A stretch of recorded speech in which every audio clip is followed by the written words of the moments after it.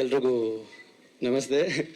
ನನ್ನ ಸ್ನೇಹಿತರು ತುಂಬ ಜನ ಇದ್ದಾರೆ, ಮಾಧ್ಯಮ ಮಿತ್ರರು ಹಾಗೂ ನನ್ನ ಫ್ರೆಂಡ್ಸ್ಗಳು, ಆಮೇಲೆ ನನ್ನ ಕುಚುಕುಗಳು, ನನ್ನ ರಿಲೇಷನ್ಸು, ನನ್ನ ಹೆಂಡತಿ ಎಲ್ಲರೂ ಕೂಡ ಬಂದಿದ್ದಾರೆ. ಎಲ್ರಿಗೂ ಕೂಡ ಥ್ಯಾಂಕ್ಸ್ ಬಂದಿದ್ದಕ್ಕೆ. ಆಮೇಲೆ ಮೇಡಮ್ ಸ್ವಲ್ಪ ನರ್ವಸ್ ಆಗ್ತಾ ಇದ್ದೀನಿ, ಯಾಕಂದ್ರೆ ತುಂಬ ದಿನ ಆಗೋಯ್ತು ಸ್ಟೇಜ್ಗಳು ಹತ್ತಿ. ಒಂದು ತಿಂಗಳಾದ್ಮೇಲೆ ಮಾತಾಡಿ ಅಂದರೆ ಏನು ಮಾತಾಡೋದು ಗೊತ್ತಾಗ್ತಾ ಇಲ್ಲ. ಈ ಸಿನಿಮಾ ಟ್ರೂ ಲವ್ ಸ್ಟೋರಿ. ಇದನ್ನು ನಾನು ಬಂಟ್ವಾಳ ಹುಡುಗಿಗೂ ಬೆಂಗಳೂರು ಹುಡುಗಂಗೂ ಆಗಿರೋ ಒಂದು ಲವ್ ಸ್ಟೋರಿನ ತಗೊಂಡು ಇಲ್ಲಿ ಸ್ವಲ್ಪ ಉಲ್ಟಾ ಆಗಿದೆ ಅಷ್ಟೇ. ಪುತ್ತೂರು ಹುಡುಗನ್ನು ಬೆಂಗಳೂರು ಹುಡುಗಿನೂ ಇಟ್ಕೊಂಡು ಸಿನಿಮಾ ಮಾಡಿದ್ದೀನಿ. ಸ್ವಲ್ಪ ಉಲ್ಟಾ ಆಗಿದೆ ಅಷ್ಟೇ. ಲವ್ ಟು ಲಸ್ಸಿ ಅನ್ನೋದು ಎಲ್ರಿಗೂ ಅನ್ಸೋದು ಕೆಫೆ ಸ್ಟೋರಿ ಇರ್ಬೋದೇನೋ ಹಂಗೆ ಅಂತ.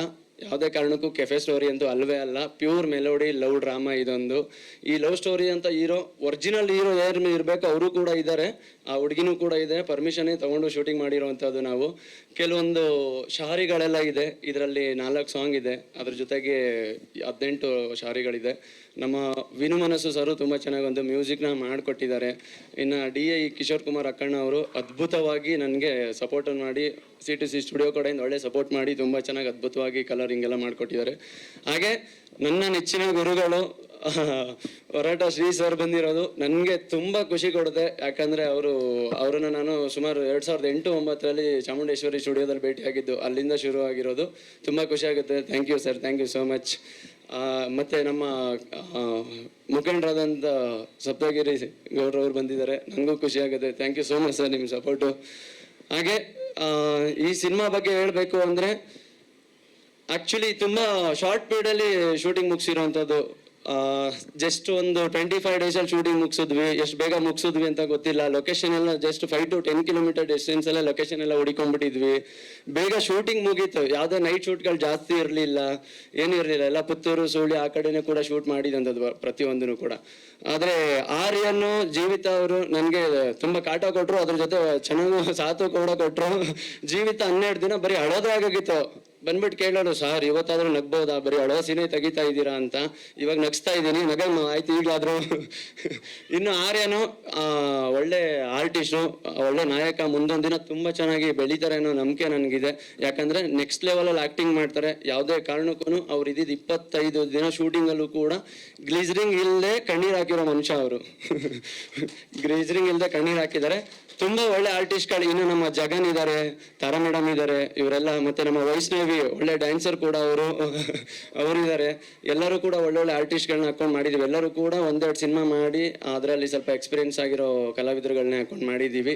ಇನ್ನು ನನಗೆ ಸಂಪೂರ್ಣ ಸಪೋರ್ಟು ನಮ್ಮ ಪ್ರೊಡ್ಯೂಸರ್ ಕಡೆಯಿಂದ ಸಿಕ್ಕಿರೋದು, ಭಾರತಿ ಅಮ್ಮ ಅವ್ರ ಕಡೆಯಿಂದ. ಹಾಗೆ ಗೀತಮ್ಮ ಅವ್ರ ಕಡೆಯಿಂದನೂ ಕೂಡ ಸಪೋರ್ಟ್ ಸಿಕ್ಕಿದೆ. ಥ್ಯಾಂಕ್ ಯು ಸೋ ಮಚ್ ಇಬ್ರಿಗೂ ಕೂಡ. ಇದು 2006-07 ನಡೆದಿರೋಂಥ ಘಟನೆ. ಅದೇ ಇನ್ಸಿಡೆಂಟ್ ಸರ್, ಏನಿಲ್ಲ. ಲಾಸ್ಟ್ ಕ್ಲೈಮ್ಯಾಕ್ಸ್ ಮಾತ್ರ ಒಂಚೂರು ಚೇಂಜ್ ಮಾಡ್ಕೊಂಡು, ಜಸ್ಟ್ ಒಂದು 2 ಮಿನಿಟ್ಸ್ ಮಾತ್ರ ಚೇಂಜ್ ಆಗಿದೆ ಅಷ್ಟೇ. ಇನ್ನೆಲ್ಲ ಸೇಮ್ ಟು ಸೇಮ್ ಅದೇ ಇನ್ಸಿಡೆಂಟ್, ಏನೂ ಚೇಂಜ್ ಆಗಿಲ್ಲ. ಹೌದೌದೌದೌದು, ಟ್ರಾಜಿಡಿ ಲವ್ ಸ್ಟೋರಿನೇ. ಇಲ್ಲ, ತಗೊಳ್ಳೇಬೇಕಲ್ಲ, ಏನು ಮಾಡೋಕ್ಕಾಗಲ್ಲ ಸರ್. ಹೆಣ್ಣು ಮಣ್ಣು ಮಣ್ಣು ಅಂತ ಪರ್ಮಿಷನ್ ತಗೊಳ್ಳೇಬೇಕು ನಾವು. ಅವ್ರು 3 ಜನದ ಹತ್ರನೂ ಏನು ಮಾಡೋಕ್ಕಾಗಲ್ಲ. ಏನು ಬಂದರು ಪರ್ಮಿಷನ್ ಸರ್ ಇನ್ನೇನು ಮುಗಿಯೋ ಸ್ಟೇಜಲ್ಲಿದೆ. ಆಗಸ್ಟಿಗೆ ಬರ್ತೀವಿ ಸರ್. ಹೌದು.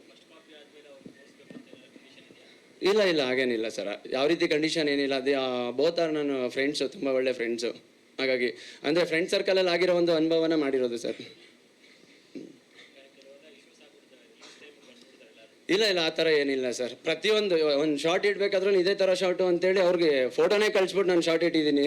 ಆ ಥರ ಎಲ್ಲ ಮಾಡಿದ್ದೀನಿ. ಎಲ್ಲನೂ ಪ್ರತಿಯೊಂದು ಅವ್ರದ್ದೇ ಒರಿಜಿನಲ್ ಹೆಸರೇ ಎತ್ಕೊಂಡಿದ್ದೀನಿ. ಅವ್ರಿಗೆ ಪರ್ಮಿಷನ್ ಕೇಳಿ ನಾನು. ಅವೆಲ್ಲ ಏನು ತೊಂದರೆ ಏನಿಲ್ಲ, ಎಲ್ಲ ಲೀಗಲ್ ಆಗಿದೆ ಸರ್.